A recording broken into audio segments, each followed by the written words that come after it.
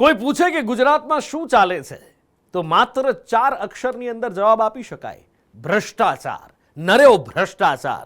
કારણ કે અગ્નિકાંડ થયો, એ અગ્નિકાંડ પછી બીયુ પરમિશન, ફાયર સેફટી, આ બધાના નિયમો કડક કરવામાં આવ્યા, કડક હાથે તપાસ કરવામાં આવી, પણ ભ્રષ્ટાચારીઓએ એને પણ ભ્રષ્ટાચારનું સાધન બનાવી લીધું.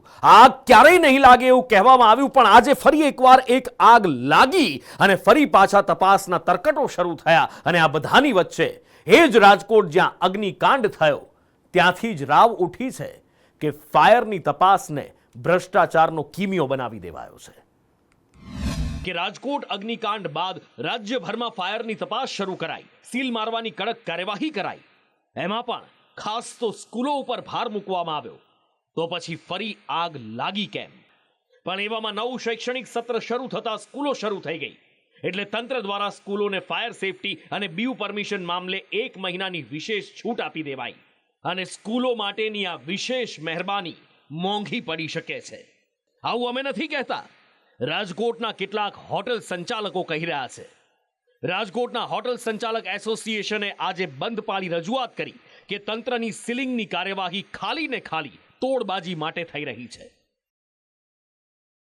હોટલ સંચાલકોએ મહાનગરપાલિકાના સ્ટ્રક્ચરલ એન્જિનિયરની પત્નીનું નામ લઈને ફરિયાદ કરી કે મનપાની સીલિંગ કાર્યવાહીમાં તોડબાજી કરે છે.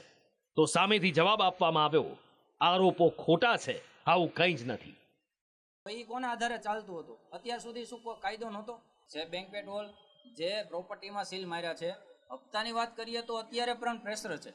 અત્યારે પણ 5-5 લાખની ઓફર છે. થોડાક દિવસ પહેલા, 2-3 દિવસ પહેલા જ ન્યૂઝમાં આવી ગયું છે.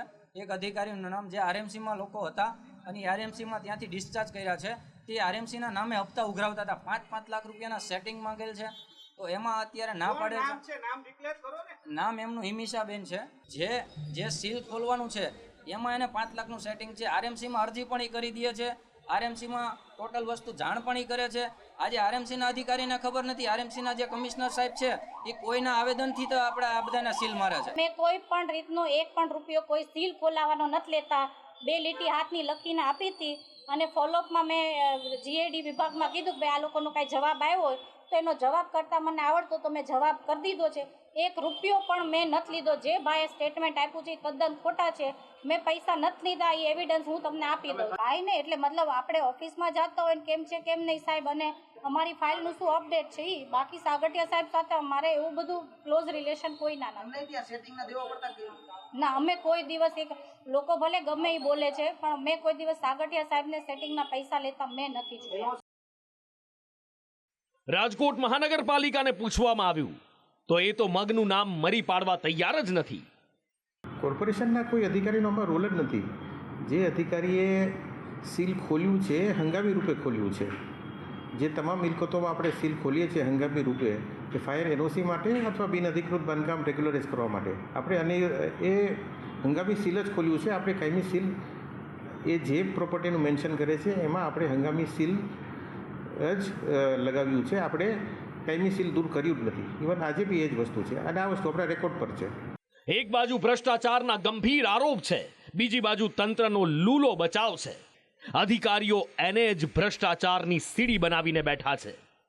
રાજકોટ અગ્નિકાંડનું સત્ય શોધવા સમિતિ પર સમિતિ બનાવાઈ, તેમ છતાં દોષનો ટોપલો માત્ર એક અધિકારી પર ઢોળી એને બલીનો બકરો બનાવી બીજા બધાને સાચવી લેવામાં આવ્યા.